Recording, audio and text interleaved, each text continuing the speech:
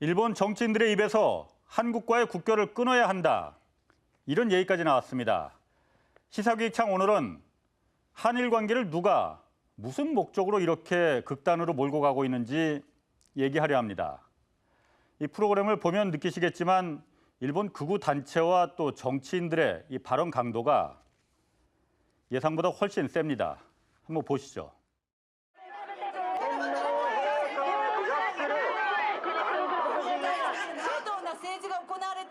지난 3월 초 도쿄에서 열린 집회.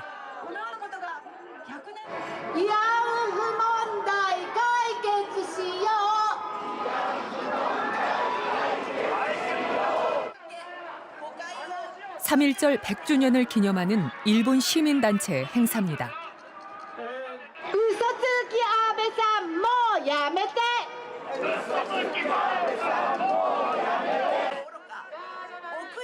아베 총리를 비판하는 구호도 등장합니다. 이때 갑자기 우길기를 내세운 우익단체원들이 등장합니다.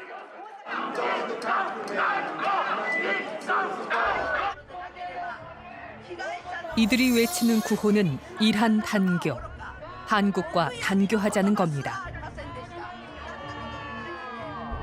경찰이 나서서 충돌은 막았지만 평화로운 3.1절 기념 집회 현장은 우익단체의 방해로 아수라장이 됐습니다.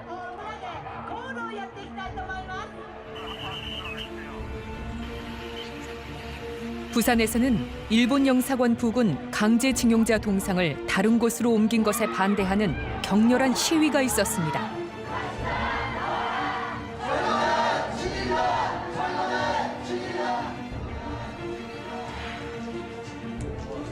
결국 부산시는 동상 철거의 유감을 밝히고 공론화 조사를 통해 설치 장소를 정하기로 했습니다.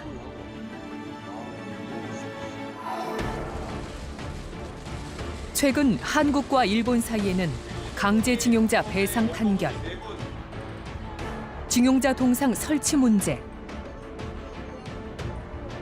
일본 초계기 사격 통제 레이더 조준 논란 등 현안이 이어지고 있습니다. 일본 정치권은 사과는커녕 한국에 보복하겠다며 맞서고 있습니다. 必ず具体的な措置をとる。日本の本気を示さなくてはいけない。 갈수록 격화되는 한일 갈등. 지금 현장에서는 어떤 일이 벌어지고 있을까?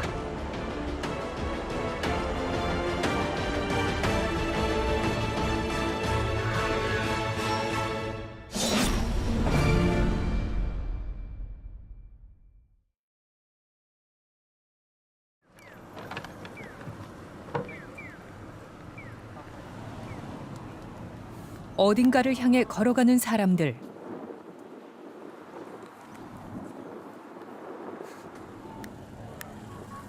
일장기를 들고 있는 이도 있습니다. 이들이 도착한 곳은 바로 총리 관저 앞. 아베 총리가 살고 있는 곳입니다.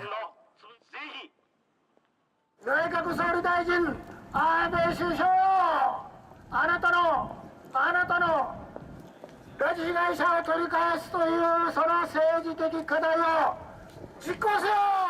そしてまた在日の北朝鮮人 북한으로 납치된 일본인들을 구출하자는 우익단체의 집회입니다. これ以上北朝鮮の問題解決を引き延ばすのであれば、もはや戦争してでも取り返すしかない。拉致被害者を返さないならば、もはや戦争をするしかない。 전쟁도 불사한다는 우익단체원들. 아베 총리에게 자위권을 발동하라고 촉구합니다.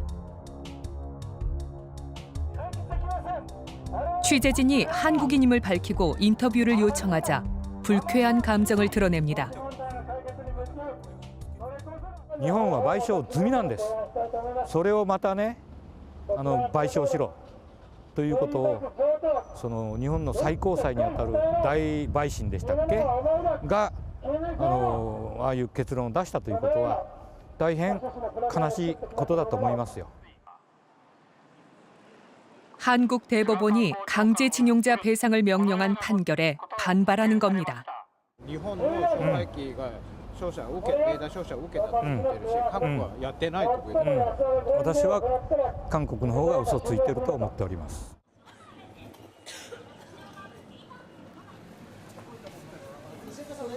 집회를 마치고 식당으로 옮긴 우익 단체원들. 이 자리에서도 한국을 비판하는 이야기가 계속됩니다. 주로 한국 정부의 외교 정책과 대북 정책을 폄하하는 내용입니다. 今度韓国大使館行ってるにこれを出そうと思ってさ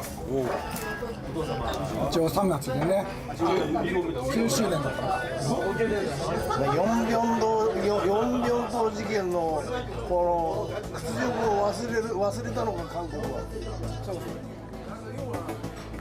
이들은 한국 정부에 경고하는 차원에서 도쿄 한국대사관에서 집회를 열겠다고 합니다. 北朝鮮の言いなりになって、日本に喧嘩を売りながら弱い韓国になり続けることが果たして韓国の国益にかなっているのかどうか、これ韓国の人たちちょっと一回考え直すべきだと思いますよ。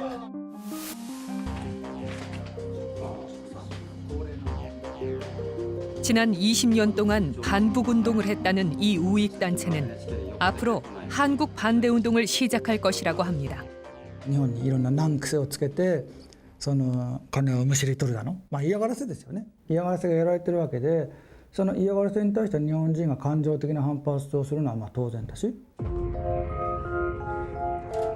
취재진에게 자신이 만든 구호들을 보여주면서 한국 정부의 대북 정책을 노골적으로 폄하합니다. 北線の話韓国しなっていうやつですね。北道責任韓国たれと。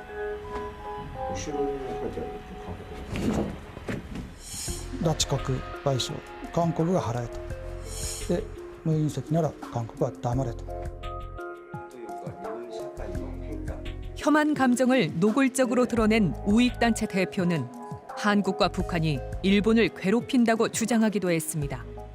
外国とか北朝鮮に対して一番強硬な姿勢が取れる政治家として、安倍さんを選んでるんですけども、別に安倍さんが素晴らしいと思ってるわけではなくて、その他の政治家とかね、あとは野党とかそういうところの政治家が全く使えないので。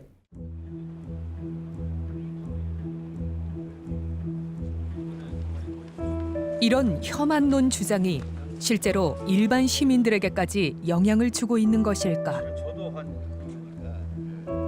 취재진은 일본에서 30년째 살고 있는 한국인 대학 교수를 만났습니다.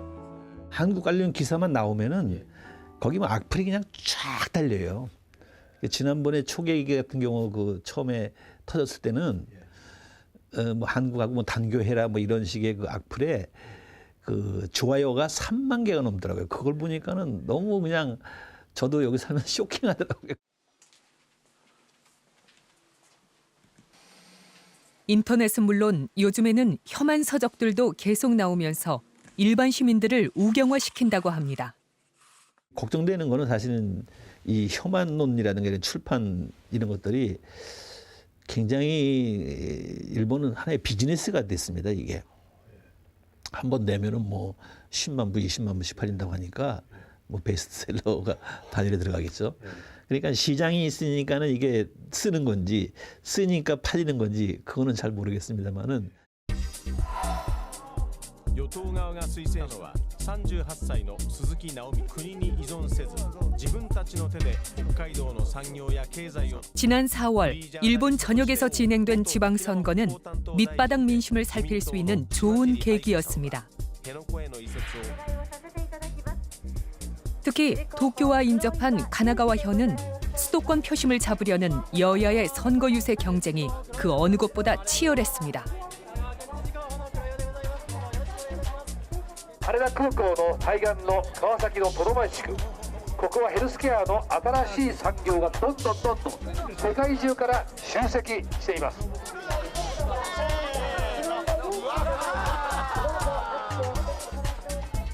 지역 개발을 공약으로 내건 이 후보는 집권 자민당 추천을 받은 사실상 여당 후보입니다.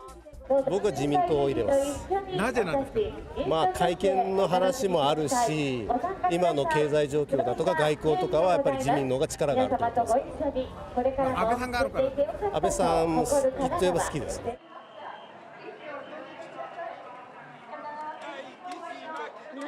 이에 맞선 야당 후보는 아베 정권의 우경화 정책 반대 공약을 내걸고 정면 승부를 걸었습니다. 安倍政権の言う通りに神奈川を進める今の知事の県政は終わりにしましょう。神奈川は安倍政権のしもべではありません。 아베 정권이 일본의 평화 헌법을 개정하려 한다며 저지에 나섰습니다. 今安倍政権が憲法9条を変えようとしていますよね。それは本当に望まないことですし、韓国の人たちにアジアの人たちにとっても、だから私は憲法9条を守る国になってほしいと思って。 4월 지방선거에 이어 7월에는 참의원 선거가 있다면서 후보는 물론 지지자들도 여기에 사활을 걸겠다는 각오입니다. 日本は70年前にアジアの人々に大きな犠牲を強いた、これに反省して日本が出発しました。安倍政権はそれに無反省で再びあのような日本を作ろうという魂胆で憲法を改正しようとしている。これは絶対許せませんね。 아베 정권을 중간 평가하는 지방선거. 특히 주목을 받은 곳은 수도권인 가나가와현과 홋카이도 지사 선거. 결과는 어땠을까? 우선 가나가와현 지사 선거는 자민당 등이 추천한 후보가 전체 투표수의 76.3%를 득표했습니다. 아베 정권의 우경화 정책에 대립각을 세운 야당 후보는 23.7% 득표에 그쳤습니다. 또 진보 성향인 야당의 텃밭이었던 홋카이도 지사 선거에서도 여당인 자민당 후보가 62.7%로 당선됐습니다. 야당 후보의 득표율은 37.3%에 그치는 등 전국적으로 자민당이 승리를 거뒀습니다.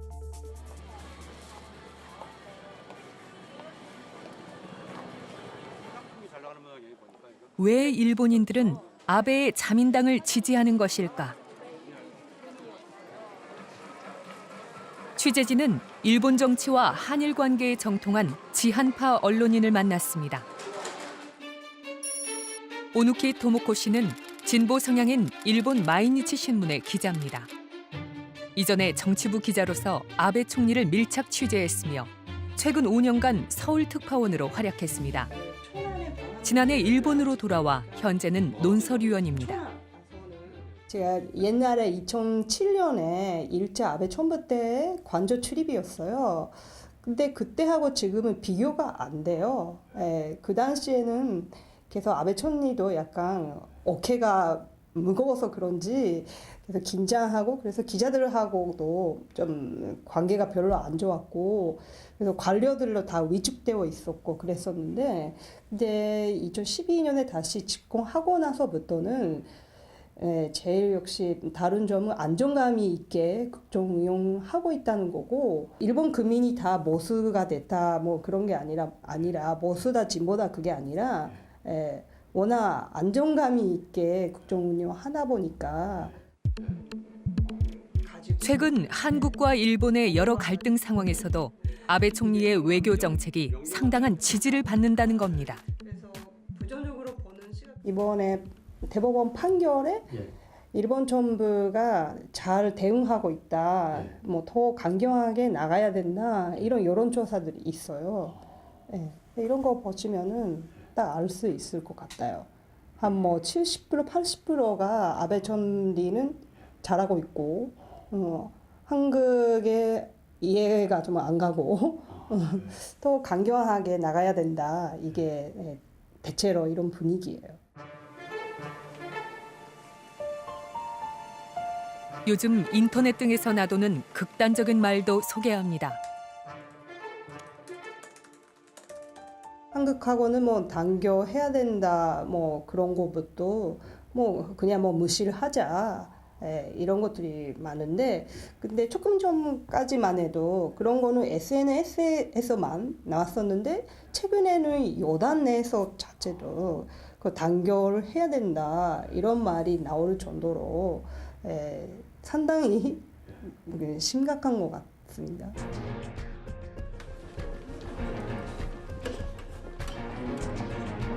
아베 정권의 집권 자민당에서 긴급 회의가 열렸습니다. 자민당 의원들과 일본 외무성 관료들이 굳은 표정으로 속속 모여듭니다. 한일 양국 간 현안을 논의하고 앞으로의 외교 정책을 결정하는 중요한 자리입니다. 今日はご案内の通りそれぞれの外交部会調査会特命委員会と合同会議でありますが、大事な外交青書等 일본 집권 여당의 공식 석상에서는 과거에 들을 수도 없었던 험악한 말들이 쏟아집니다. 今般またさらに悪質なこの韓国のこの暴走がこの行われようとしているこの韓国の国立海洋調査院による竹島周辺の海洋調査活動特にこのウェブライダーですとかそれからドローンこういったものを使ったもの従来にないことであります。絶対に許せない。 강경 발언을 주도하는 사람은 자민당의 신도 요시타카 의원, 아베 총리의 신보기자, 행동대장으로 알려져 있습니다. 韓国の裁判所の方がですね、この旧朝鮮半島出身労働者問題をめぐる日本企業に対して資産の差し押さえを決定を告げています。これ日本企業に実害が起きた場合には必ず具体的な措置を取る。日本の本気を示さなくてはいけない。 이날 회의에서는 일본이 한국과 단교를 검토하자는 이야기도 나온 것으로 알려졌습니다.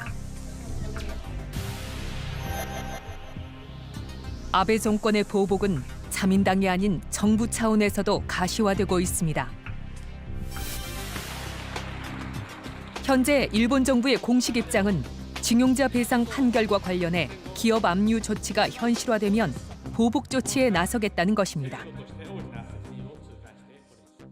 日本政府としてはその二国間協議を引き続き申し入れしつつその対抗措置などについてもこの本格的に検討していく局面に入ったというご認識なんでしょ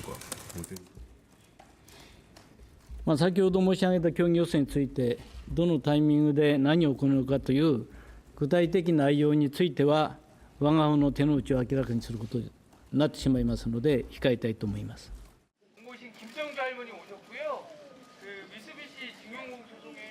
현재 한일 양국 간 가장 첨예하게 대립하고 있는 징용자 배상 문제.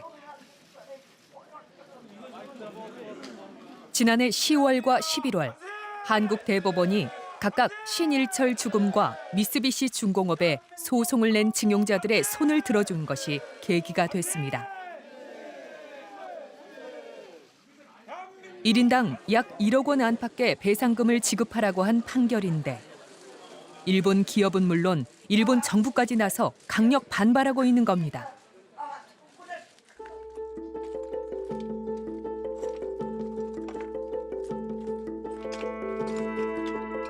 대법원 승소 판결 이후 5개월 정도가 지난 지금 승소한 징용 피해자들은 어떤 상황일까?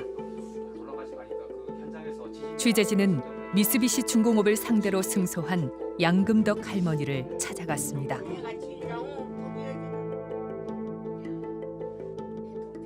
다 쓰러져가는 슬레이트 지붕집 단칸방에 살고 있는 올해 90살의 양할머니.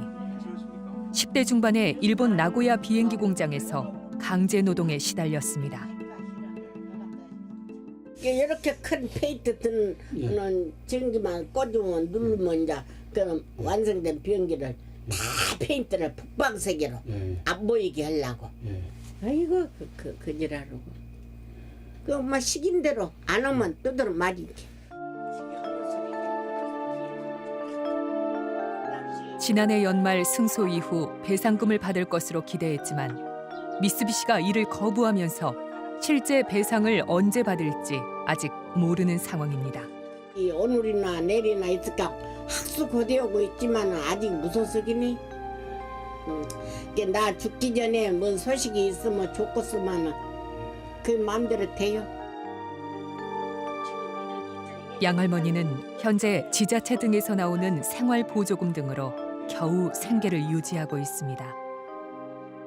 우리 대한민국에서 서들어서 우리 죽기 전에 몇 사람 살도 안 했어요. 지금 다 죽고. 그러니까 지금 나나 되게 건강해갖고 이렇게 살고 이제 다 치매 걸려갖고 있지 어쩌죠. 그런데 남에게라도 산 사람 어떻게 보조라도 조금 해주면 쓰겠어요. 그 이상 뭐 바랄 것이 없어. 네, 안녕하세요. 취재진은 또 다른 징용 승소자를 찾아갔습니다. 경기도 평택에 사는 70대 박재훈 씨는 징용 피해자 박창환 씨의 장남입니다. 소송 과정에서 사망한 부친을 대신해 지난해 대법원에서 최종 승소 판결을 받았습니다.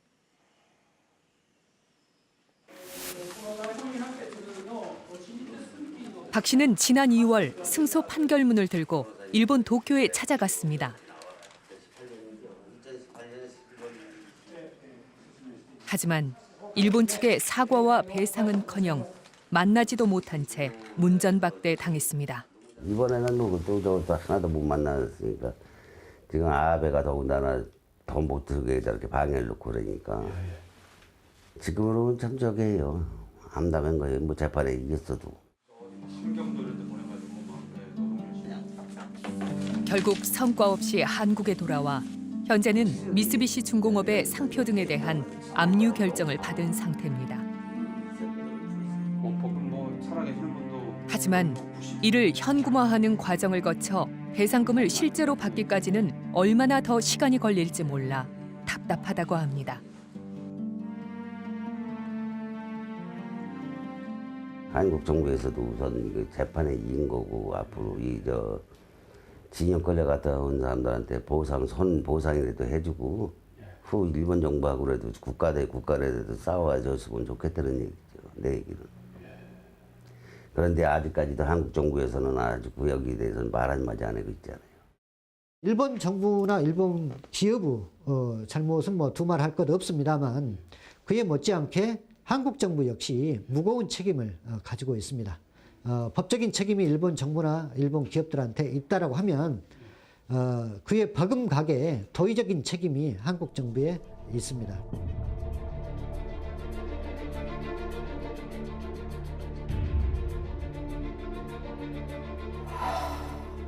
한국 정부도 도의적 책임이 있다는 말은 한일 수교 당시 일본으로부터 받은 무상 3억 달러 등 청구권 자금과 연관돼 있습니다. 징용자 보상 여론이 높아지자 1970년대 중반 정부는 관련법을 제정해 사망자 1인당 30만 원을 지급하고 일본에 대한 민간 청구권은 1인당 30원으로 환산, 지급한 바 있습니다.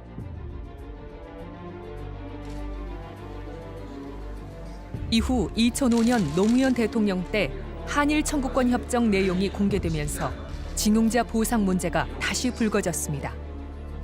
국교 정상화 자체는 부득이한 일이었다고 생각합니다. 언제까지 국교를 단절하고 지낼 수도 없고 우리의 요구를 모두 관철시킬 수 없었던 사정도 있었을 것입니다. 그러나 피해자들로서는 국가가 국민 개개인의 청구권을 일방적으로 처분한 것을 또한 납득하기 어려울 것입니다. 늦었지만 지금부터라도 정부는 이 문제를 해결하는 데 적극 노력할 것입니다.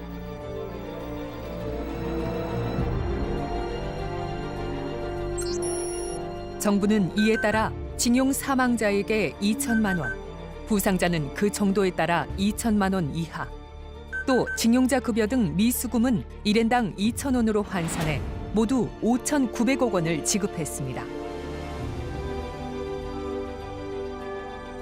하지만 두 차례에 걸친 징용자 보상은 주로 사망자를 대상으로 한 것이었습니다. 생존 징용 피해자들은 대부분 보상을 못 받은 것이 현실입니다. 이 때문에 징용 피해자들은 일본 기업을 상대로 민사 소송을 진행해야만 했고, 최근 대법원에서 승소했지만 또다시 배상금 지급 거부라는 벽에 부딪힌 겁니다. 판결문이 휴지 조각이 지금 돼버리고 있는 이런 상황. 그래서 일제 전범 기업이 대한민국 어디에 투자를 하고 있고 어떤 자산이 있는지 탐정가를 동원해가지고 이제 이런 것까지 찾고 다녀야 되는 지금 피해자들이 다 지친 피해자들이 지금 이것까지 지금 해야 되는지 정말 이런 상황까지 가도록 정부는 바라보고만 있을 것인지 이걸 보고 정부는 무엇을 느끼는지 그 질문을 대한민국 정부에 저는 해야 된다고. 지금 얘기 들어보면 일본 정부는 그 한국에 진출해 있는 그 일본의 그 전범 기업들, 이 기업들이 압류 조치나 뭐 이런 게 들어가면은 보복하겠다 한국에, 이게 공식 입장인 거잖아요. 그렇습니다. 그게 그러면은 뭐 실제 우리가 자산 압류 뭐 매각 이런 게 가능한 거예요? 법적으로는 가능한 상태입니다. 지금 그 피해자 측에서는 그 일본 기업들의 그 자산에 대해서 압류를 해둔 상태고요. 그리고 그 압류한 자산에 대해서 매각하겠다, 즉 팔겠다 이렇게 이제 팔겠다면서 법원에 신청을 해둔 상태라고 할 수 있습니다. 지난주 수요일 날 그 신청을 했다고 제가 들었거든요. 예, 그렇습니다. 그러면은 우리 정부 같은 경우에는 이게 민간 소송이기 때문에 그 한국 정부가 중간에 이렇게 개입을 하거나 중재를 하거나 이게 적절치 않다. 이런 입장이지 않습니까? 뭐 물론 이게 원론적으로는 맞는 말인 것 같긴 해요. 들어보면. 그런데 징용 피해자분들 입장에서는 이분들 같은 경우는 이제 연세도 많으시고 재판에는 이겼지만은 사실 뭐 배상을 받는 것도 쉽지 않고 이러지도 저러지도 못하고 아주 참 좀 답답한 상황인 것 같잖아요. 이게 뭐 가능한 방법은 없습니까, 그러면? 그래서 나오는 게 제3의 대안입니다. 구체적으로 말씀을 드리면요. 그 앞서 소개된 일본 미쓰비시 중공업 같은 곳에서 피해자들에게 돈을 내고 그러니까 기금을 만드는 것입니다. 그리고 한국 측에서는 그 1965년 그 한일 수교 당시에 받았던 그 자금이 있지 않습니까? 그렇죠. 그 돈이 우리나라 기업 그러니까 이제 포스코가 대표적인 기업인데요. 당시에 포항제철. 그렇습니다. 그런 곳에서 또 도의적 책임이 있다고 보고 돈을 내서 이렇게 이제 재단을 만들어서 그 재단에서 그 재단에서 이제 돈을 이제 우선적으로 지급하자 뭐 그런 내용입니다. 근데 그거는 한국과 일본 정부가 관계가 아주 좋을 때나 가능한, 좋아도 사실 쉽지 않은 일 같은데 지금 한일 관계가 좀 좋아질 가능성이 있는 겁니까? 현재로서는 뭐 좋아질 가능성이 높지는 않습니다. 더군다나 지난번에 그 초계기 사건이 있었지 않습니까? 레이더를 뭐 조준했다는. 그런 사건 이후에 그 한일 간 갈등이 이제 군사 안보 분야에까지 확산되고 있는 분위기입니다. 그 진실은 무엇인지 직접 취재했습니다.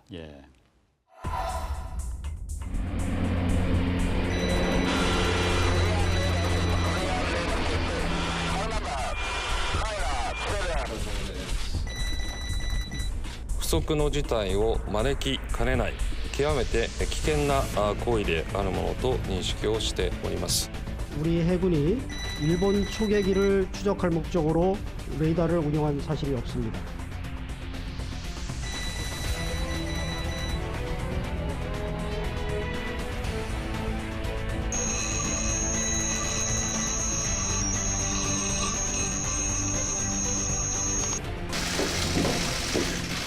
일본의 저희를 의심하지 않을 수 없으며 이를 강력하게 규탄한다.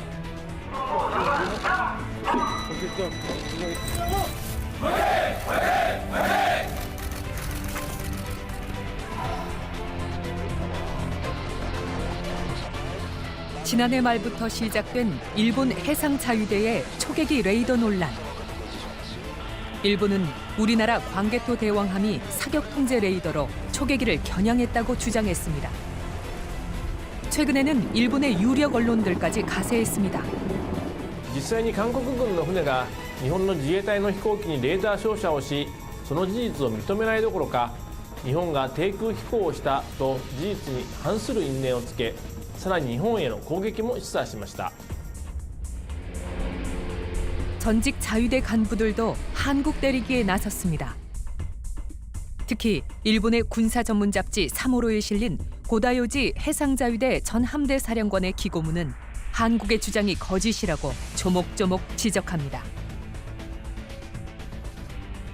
고다요지는 한국 함정이 레이더를 조준하지 않았다는 것이 논리적으로 밀리니까 조난선 구조를 강조하는 방법으로 해상자위대를 반인도적 조직이라고 호소하면서 일본 때리기를 하고 있다고 한국을 혹평했습니다.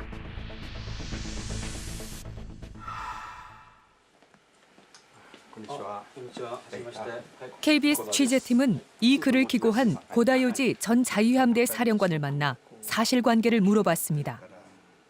고다 전 함대 사령관은 자신의 주장을 굽히지 않았습니다. 韓国側で少し説明が足りないというのは、最初はその光学装置だけで追尾をしたと。で途中で荒かったので捜索のために FC レーダーを出したと。いや出してはいない。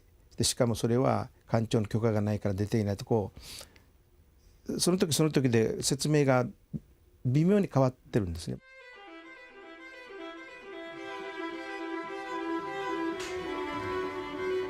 과연 그럴까? KBS 시사기획청은 국내 전문가들과 함께 고다요지가 말한 초계기 논란을 재구성해봤습니다.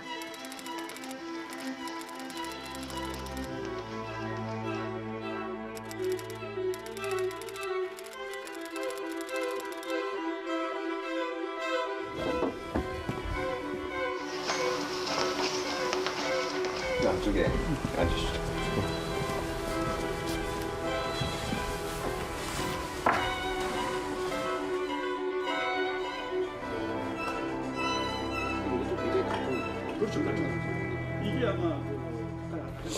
이제 저희가 여기서 이제 전문가들하고 보고 싶은 거는 자, 이 FC 레이더를 과연 그 초계기의 광개토 대항함이 조준을 했느냐.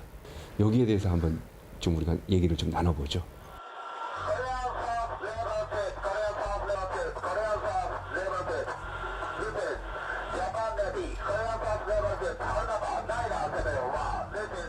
제가 볼 때는 현재 쭉 비행 경로를 봤을 때는 초계기가 광개토 대항함과 삼봉호하고 거의 일직선에 가까운 그 위치에 있는 걸로 저는 보이거든요.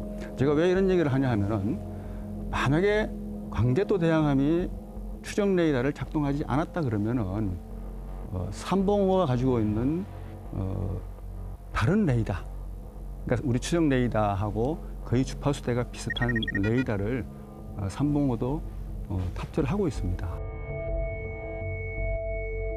상황을 재현해 보면 자위대 초계기는 해군 광개토 대왕함과 해경 삼봉호를 발견하고 가까이 다가옵니다.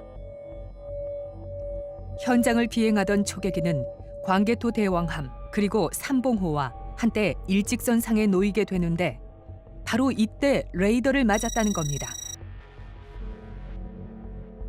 우리 해군은 사격 통제용 레이더를 쏘지 않았다고 밝혔기 때문에 이것은 해경 삼봉호의 일반적인 수색용 레이더였을 가능성이 있다는 겁니다. 일본이 신중했더라면은 이 전자파가 광개토 대항함에서 나온 것인지 또는 이 해경령에서 나온 것인지 이러한 재원을 좀 확인을 하고 우리 한국 국방부에 그런 내용을 먼저 실무적으로 확인하는 과정이 좀 저는 생략됐지 않았는가.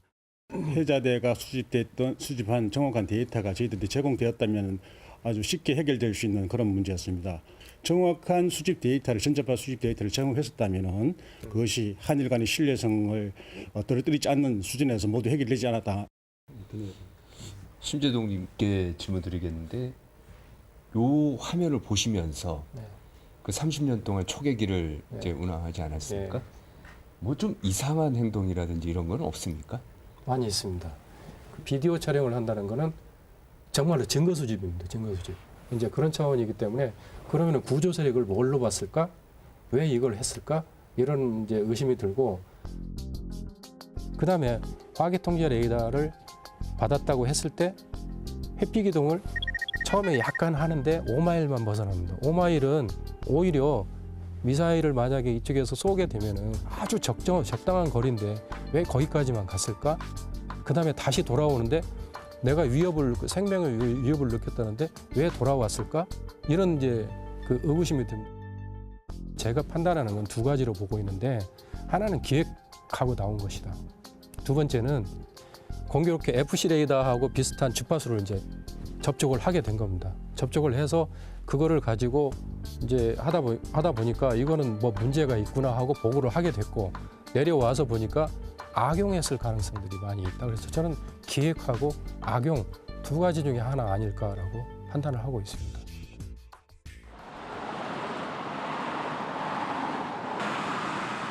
자위대 초계기가 출격한 아스기 비행장. 레이더 조준 논란은 여전히 진행 중인 가운데 초계기는 오늘도 동해로 출격합니다. 우발적 사건을 일본은 왜 정치 쟁점화 시켰을까? 전문가들은 한일 외교 관계가 최악의 상황으로 접어들면서 양국 간 불신이 증폭됐기 때문이라고 지적합니다. 한일 관계에서 일본의 분위기는 일단 그거죠. 제일 먼저 한국을 불신한다. 그런데 불신의 내용이 뭐냐면 일단 정권이 바뀔 때마다 한국의 골포스트를 이동시키고 있다. 두 번째, 합의를 한다고 한들 다음 정권이 바뀌면 또 변화시킬 가능성이 높다. 하지만 아무리 그렇다 하더라도 여전히 풀리지 않는 수수께끼는 남아 있습니다. 초계기 논란과 관련해 일본 방위성은 신중한 입장이었지만 오히려 아베 총리가 동영상 공개를 강행했다는데 그 이유는 무엇일까? 한국이라는 나라도 이제는 우리나라 그 초계기에 대해서 레이더를 조사할 정도로 이렇게 호전적이 됐다라든가 그런 어떤 여론을 환기시키면서 역시 우리 자국의 안보, 우리의 그 영토, 영해에도 이런 일이 벌어지고 있다라는 그런 것들을 이슈화시키는 그런 것들이 아마 큰 정치적인 의도가 있지 않을까라는 그렇게. 아베 신조総理総裁 반자이! 이번 초계기 사건을 통해 안보 측면에서 한국에 반격을 가하고 일본 내 지지층을 결집하는 데 성공한 아베. 그러면 아베의 최종 목표는 무엇일까? 바로 자위대 강화를 토대로 주변국을 압도하는 군사 대국으로 일본을 우뚝 세우는 것이라고 전문가들은 보고 있습니다.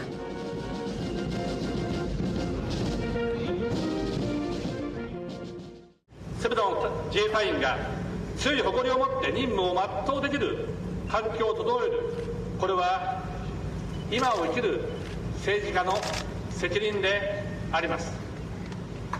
私はその責任をしっかり果たしていく決意です。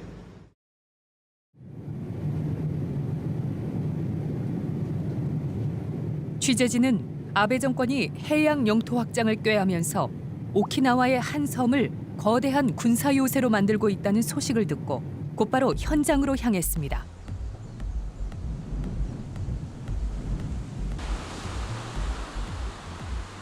오키나와 섬에서 서남쪽으로 비행기로 1시간 거리에 있는 미야코 섬.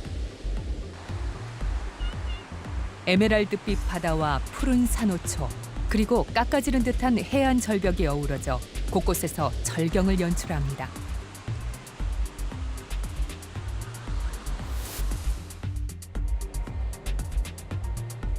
평화로운 섬 한가운데서는 현재 대규모 토목 공사가 진행 중입니다.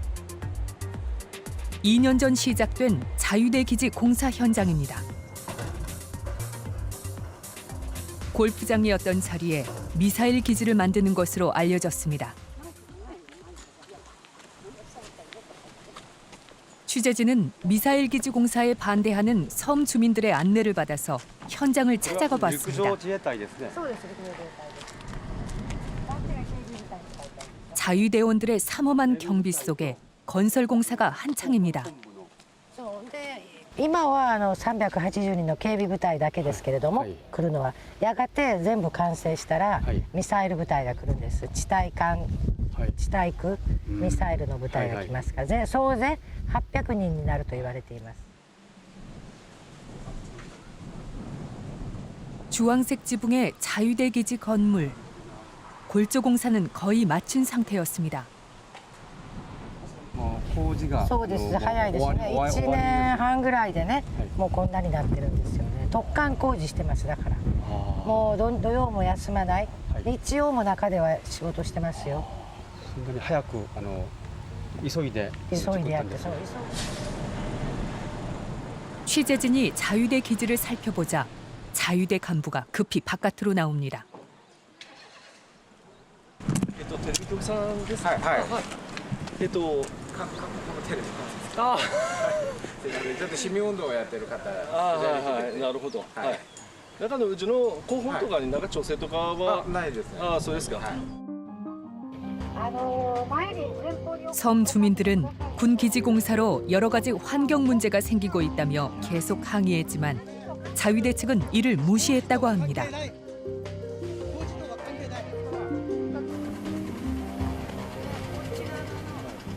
철조망 내부 기지 한가운데에 있는 미사일 발사대 예정 부지. 이곳에는 최신의 미사일이 배치될 것으로 추정됩니다. 미사일 기지에서 동북쪽으로 약간 떨어진 야트막한 구릉지에는 자유대 기지가 이미 들어섰습니다. 곳곳에 우뚝 솟은 레이더와 안테나. 그리고 그 옆에는 보기에도 생소한 모양의 거대한 군사시설이 들어섰습니다. 지금 제 뒤편으로 녹색의 원통형 건물이 눈에 띄는데요. 마치 공장처럼 생겼지만 실제로 이 건물은 일본 자위대의 최첨단 도감청 시설인 것으로 알려지고 있습니다. 이곳에 완성된 거대한 도감청 기지는 인접한 중국 등을 겨냥한 것으로 보입니다.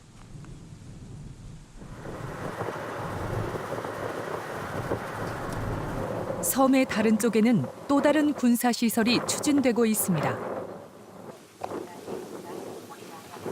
今は空いてるけど将来こちらに何が作られている予想なんですか。今はこれ採石場なんです。石をね掘り出す、会社なんですけれども、ここに、弾薬庫、ミサイルの弾薬庫をここに作ると言ってます。そして向こう側に、射撃訓練所、その屋根をつけて中で射撃訓練する訓練所を作るって言ってるんですよ。参りました。集会を始めたいと思いますので。 섬 곳곳에 군사기지가 들어서자 주민들의 반발도 점점 커지고 있습니다. 오늘은 섬 주민 100여 명이 손에 깃발을 들고 거리에 나섰습니다. 이들은 아베 정권이 이런 외딴 섬에 대규모 군사기지를 만드는 것은 전쟁을 준비하는 것이며 이는 일본의 평화헌법에 위배되는 것이라고 우려합니다. これは本当に憲法9条の平和憲法に照らし合わせるならば完全に私自身は憲法違反だと思ってるんですね。その憲法違反をやっているんだということを日本政府は日本国民に知られたくないと思っていると思います。これをだから大々的に報道もしないし 집회에 참석한 현직 야당 의원도 이 같은 군기지 건설로 일본의 평화헌법이 사실상 무력화되고 있다고 지적합니다. 憲法9条を守る政治、これを今度の参議院選挙で、今度の7月の参議院選挙で野党と市民が共闘して自民党、公明党を改憲勢力を3分の2以下に議席を減らして 실제로 아베 정권이 오는 7월 참의원 선거에서 승리를 거둘 경우 평화헌법 개정을 추진할 가능성이 있어 우려의 목소리가 높습니다. 전 세계가 다 군사력을 갖고 있는데 왜 일본은 그렇게 뭐 자위만 해야 되느냐 뭐 이런 식이건. 그런데 일본이 역사라는 건 그 자위가 군사력 갖는 것 그건 침출론하고 직결되지 않습니까? 그다음에 곧장 나가서 이제 아시아의 패권론하고 직결돼 버리죠. 그래서 저는 위험하다고 생각합니다. 위험하다고. 일본 자위대 같은 경우에는 지금까지는 이 일본 내에서 군사 공격을 받으면 그걸 방어할 수 있는 그런 기능만 있는 거잖아요. 그런데 예, 그렇습니다. 앞으로는 그러면은 경우에 따라서는 공격도 할 수 있게끔 이렇게 지금 헌법을 바꾸겠다는 거잖아요, 지금? 헌법을 바꾸겠다는 그런 얘기죠. 예. 그러면 이게 2달 뒤에 7월에 참의원 선거에서는 이게 어떻게 결정날 수 있다는 거예요? 그때 되면? 예, 헌법을 바꾸기 위해서는 그 참의원 의석수 3분의 2 이상이 발의를 해야 되거든요. 그런데 현재로서는 자민당 등 여당이 그 3분의 2 의석수에 약간 모자랍니다. 그래서 할 수가 없는데 7월 선거에서 압승을 한다, 자민당이. 그러면은 그 정족수를 채우기 때문에 비로소 헌법 개정을 추진할 수가 있게 되는 겁니다. 참 이게 우리가 역사적으로 우리는 피해자 입장이었잖아요. 그러다 보니까는 일본과 어떤 뭐 그래도 잘해보자 이렇게 하고 싶어도 가해자 쪽인 저쪽에서 뭐 국교를 끊자느니 뭐 이렇게 나오니까 이게 참 이 한일 관계에 있어서는 정말 해법이 없는 것 같아요. 참 답답하거든요. 방법이 뭐가 있겠습니까? 예, 지금 5월이니까 이제 7월까지 겨우 2달 남았습니다. 이 2달이 앞으로 한일 관계를 가름하는 아주 중요한 시기가 될 것으로 보이는데요. 우리 정부가 이런 분위기 속에서 어떻게 대처해 나갈지 전문가들에게 의견을 물어봤습니다.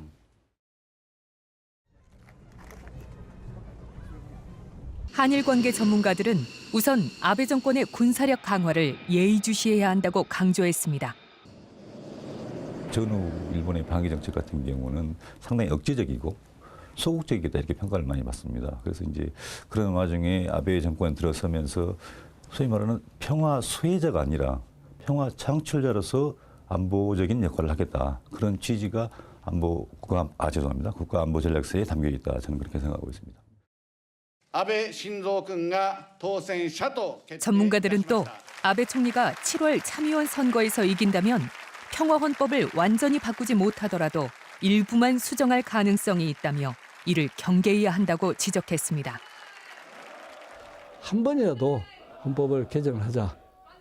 그래서 아베의 기본 생각은 자위대의 문제를 구조 2항의 문제를 그대로 둔 채 자위대가 군대로 되는 것만 변화시키는 그런 편법을 쓰고 있는 거죠. 다만 아베가 헌법 개정을 강행한다고 해도 국민 투표에서 제동이 걸릴 가능성도 있다는 의견도 제시됐습니다. 여론조사에 의하면 자민당이 제시하는 개헌안에 대해서 반대하는 일본 국민들의 비율이 거의 60%에 도달하고 있습니다. 찬성하는 사람은 30%밖에 안 되고 그런 상황에서는 지금 일본 내외에서는 아베 수상이 주장하는 개헌안 자체가 뭐 국민투표까지 가서 가결되기는 어렵지 않나 그런 전망이 좀. 한편 한국 정부가 이제는 일본의 우경화된 현실을 그대로 직시해야 한다는 지적도 적지 않았습니다. 지금 당장은 아베 수상을 대체할 수 있는 그런 자민당 내 어떤 라이벌 같은 그런 뭐 차세대 수상도 나타나지 않고 있습니다. 또 뿐만 아니라 지금 야당도 일본 내에서는 제대로 세력을 갖지 못하고 앞으로 장기적으로 한 5년, 10년간은 자민당 정권이 지속될 가능성이 매우 높거든요. 근데 그런 점에서는 물론 이제 아베 수상뿐만 아니라 자민당의 어떤 우파적인 성향 같은 것들이 이게 상수다. 근데 그런 걸 전제를 하고 우리가 대일 정책을 세워야 된다는 것은 분명합니다.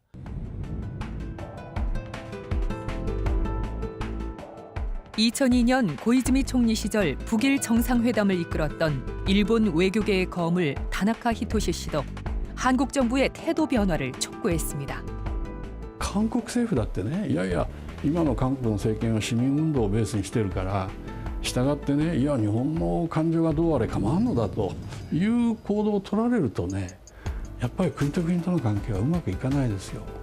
ですからそれは日本もそれなりにナショナリズム従来に比べればやっぱり日本自身のナショナリズムも強くなってきてる。そういうことにも思いを致さないといけないんじゃないかと思いますけどね。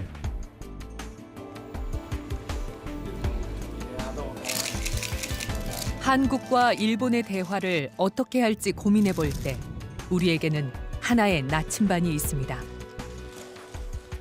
20년 전 한일 양국 지도자가 발표한 김대중 오부치 파트너십 공동선언입니다. 1998년 일본을 국빈 방문한 고 김대중 전 대통령은 국회에서 다음과 같이 말했습니다. 일본에게는 과거를 직시하고 역사를 두렵게 여기는 진정한 용기가 필요하고 한국은 일본의 변화된 모습을 올바르게 평가하면서 미래의 가능성에 대한 희망을 찾을 수 있어야 합니다.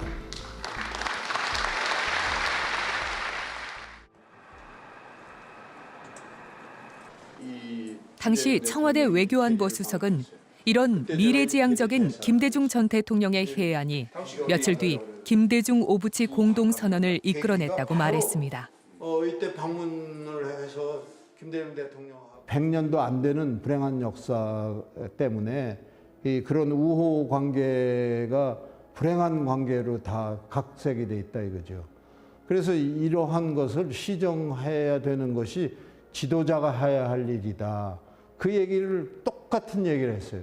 그리고 그때 얘기할 때마다 일본 지도자들은 감복을 하고 그 말씀대로 한일 관계를 가야 된다고 얘기를 했고 그 결과물이 김대중 오부치 공동선언이다 이런 말씀입니다.